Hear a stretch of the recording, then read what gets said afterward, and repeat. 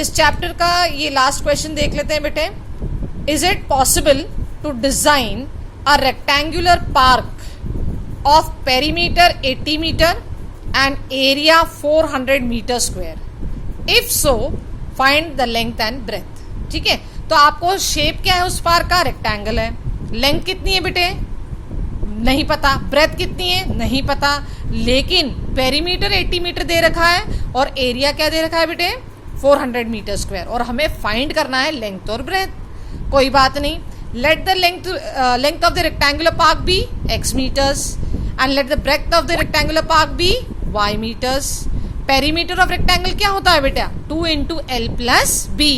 Perimeter कितना दिया हुआ है? 80. 2 into what is L? We have taken it as x. What about breadth? Y. तो perimeter is equal to 2 into L plus B. That is x plus y. जब हम इसे solve करेंगे ये 2 नीचे आ जाएगा और 80 से डिवाइड हो जाएगा. तो 40 is equal to x plus y. है बेटा.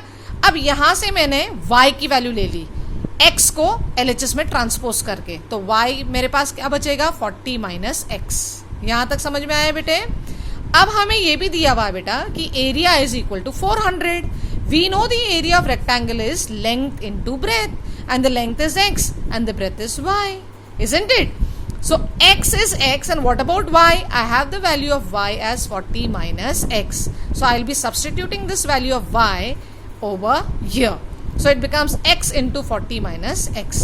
When I multiply the bracket, I get 40x minus x square. Yes, beta? Now since minus x square, I have the coefficient of x square as negative. So I'll make it positive by transposing it to the LHS. So it becomes x square minus 40x plus 400 equal to 0. Now you can find the roots and you get the answer as length is 20 meter and the breadth is also 20 meter. Why bete? Because it has two real equal roots. जब आप discriminant निकालेंगे तो आपको पता चलेगा कि इसकी value क्या आती है? Equal to 0. और जब डिस्क्रिमिनेंट इक्वल टू 0 आता है तो उसके क्या रूट्स होते हैं? नेचर क्या होता है रूट्स का? 2 real and equal roots. I hope you've understood बेटे.